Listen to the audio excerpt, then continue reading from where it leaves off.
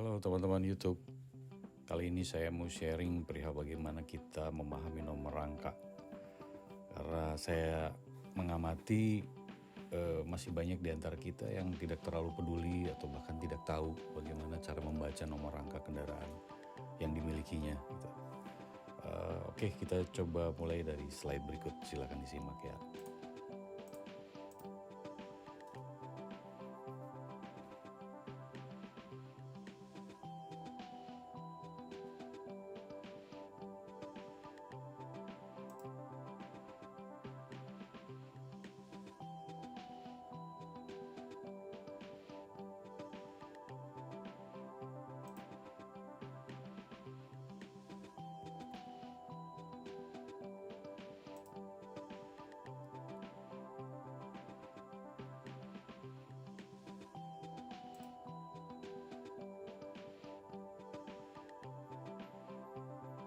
Oke, untuk slide ini saya berikan penjelasan sedikit, khususnya untuk vehicle identification. Di sini sebetulnya terdapat 3 elemen ya.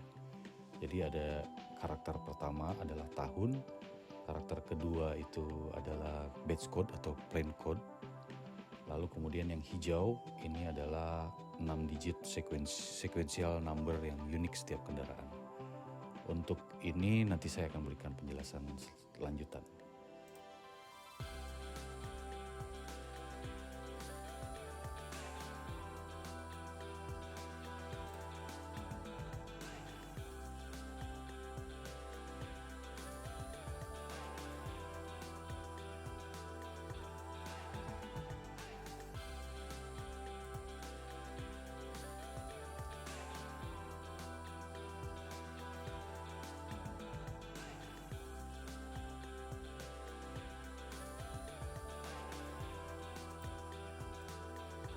Oke,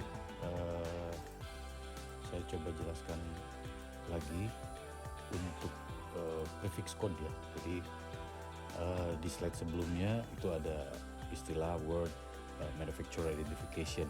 Jadi itu adalah kode karakter awal dari nomor chassis, di mana itu mengidentifikasikan negara pembuatnya. Gitu. Setiap negara itu tercakup kepada region. Jadi untuk region sendiri ada Afrika, Asia, Eropa, North America, Oceania, dan South America. Jadi untuk Asia sendiri dia punya alokasi kode awalan J sampai dengan R. J itu Jepang dan R itu adalah Hong Kong.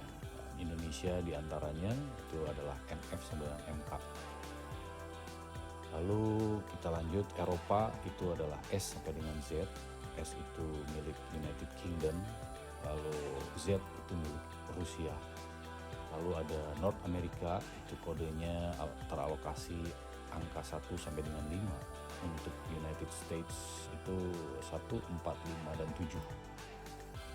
Lalu Kanada 2, Meksiko 3, dan seterusnya. Ini ada zona Oceania, Australia dan New Zealand.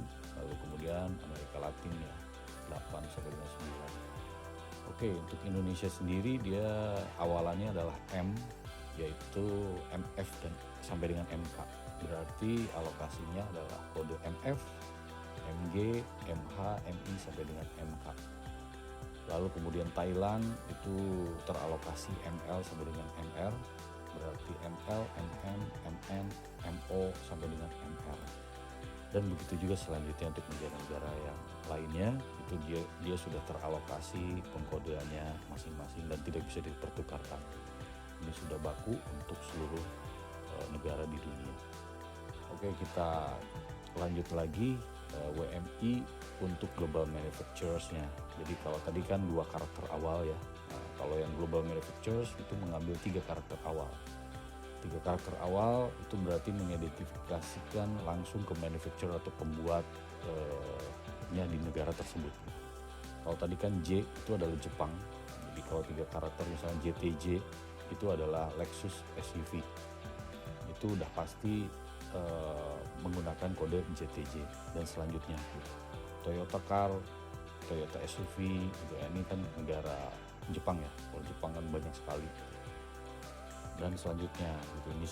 Nissan Diesel di sana itu pakai JNA, JNC dan JNE, dan begitu juga untuk manufacturers lainnya.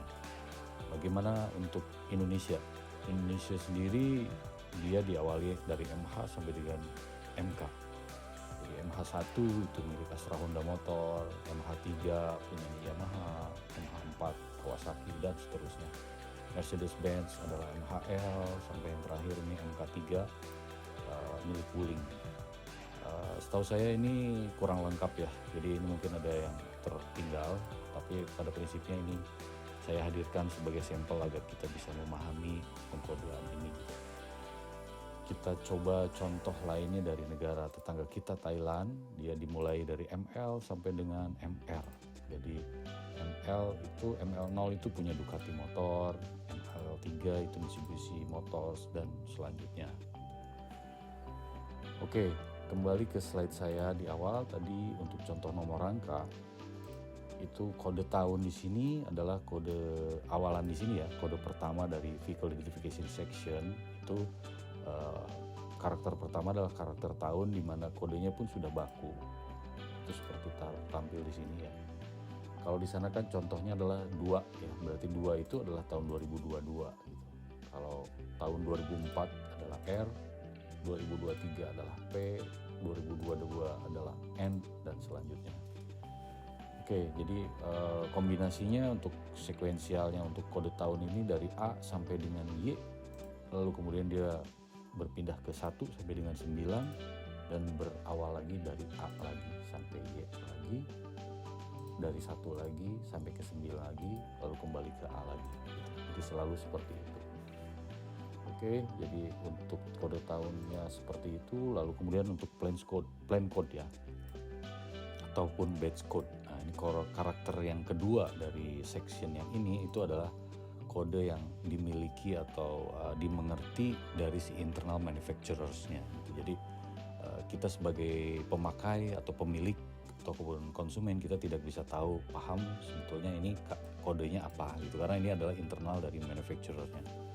Yang pasti ini adalah batch code atau plan code dari si internal pabrikan mereka gitu. Jadi gunanya praktisnya seperti apa, misalnya untuk kebutuhan recall ya. Jadi kalau mobil-mobil modern itu kan sudah seringkali terjadi recall.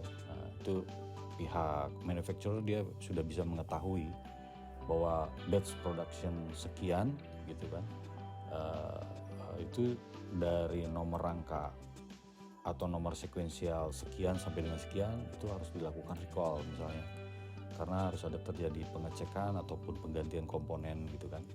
Nah itu dia itu mengambil dari plan code atau batch code ini gitu kan.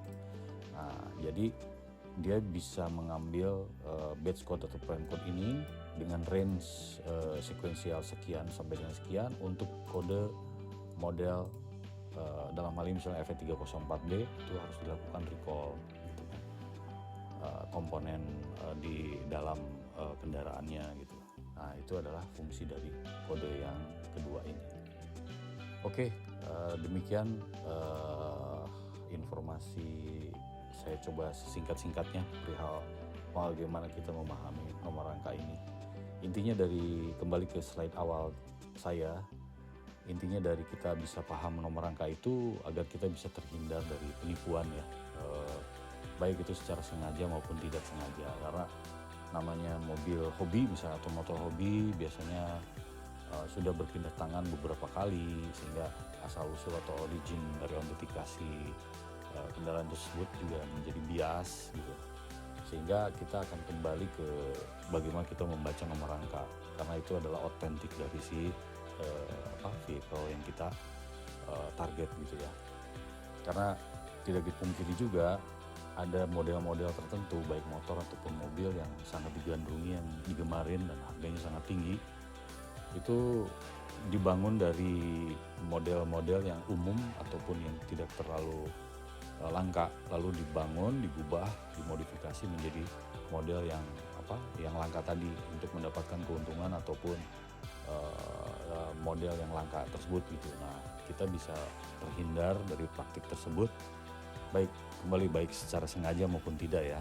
Itu kita melihatnya ke nomor rangka, sehingga kita bisa melihat otentiknya itu adalah negara pembuatnya siapa, tahunnya berapa, model engine dan model mesinnya itu otentiknya apa, kita bisa tahu dari situ gitu. Oke, banyak juga misalnya mobil lokal gitu kan, itu diakui sebagai domestic marketnya negara lain atau import dari negara lain gitu. Paling banyak itu kan Jepang domestic market ya gitu. Jadi model-model yang ada di Indonesia, yang dibikin di Indonesia, diubah seolah-olah ini adalah model dari Jepang domestic market. Nah dari situ nomor rangka lah yang akan berbicara gitu, bahwa ini adalah nomor internal manufacturer Indonesia gitu. Jadi bukan domestic marketnya Jepang gitu kan. Oke, satu lagi mungkin saya harus kasih penjelasan untuk yang kode ya. Ini kode vehicle description ini bahasa mudahnya itu model kendaraan. Tapi model kendaraan di sini bukan model kendaraan yang seperti kita tahu kalau kita datang ke dealer ya. Jadi kalau dimaksudkan di sini model itu mungkin engine-nya sama, tapi transmisinya ada yang manual dan matic gitu ya. Tapi kalau kita datang keluar, kalau kita datang ke dealer itu mungkin bisa kita temui bisa 5-6 model gitu. Entah dengan bahasa yang berbeda-beda, misalnya ada GX, lalu ada GS, ada GLS, ada GLX gitu kan. Ada yang banyak ya istilah-istilahnya untuk membedakan gitu. Padahal sebenarnya itu hanya di sisi kemasan atau packaging penjualan saja gitu, karena yang dilihat dari nomor rangka itu adalah kombinasi unik antara engine dan transmisi kalau untuk yang mobil ya gitu. Baru kemudian ada runutan chassis kalau yang commercial vehicle gitu. Ada yang long, ada yang short, ada yang heavy duty. Nah itu biasanya ada kode terakhirnya, yang satu karakter terakhir yang membedakan. Jadi kalau kembali ke yang tadi, misalnya ada mobil engine-nya sama, lalu kemudian transmisi ada manual dan matic, tapi kalau kita datang ke dealer bisa 5 atau 6. Sebenarnya itu mengacu kepada dua model saja sebenarnya secara pabrikan. Ya kan? Nah, itu maksudnya kita bisa mengetahui bahwa ini sebetulnya mesinnya sama gitu, atau basisnya sama dengan yang optionnya yang plus gitu kan ya. Kita bisa mengerti di situ. Oke teman-teman, seperti itu saja penyampaian saya. Mudah-mudahan bisa bermanfaat bagi teman-teman semua, bagaimana kita memahami format penomoran rangka atas kendaraan, mobil ataupun motor yang kita miliki ataupun yang kita inginkan. Terima kasih untuk yang sudah menyimak.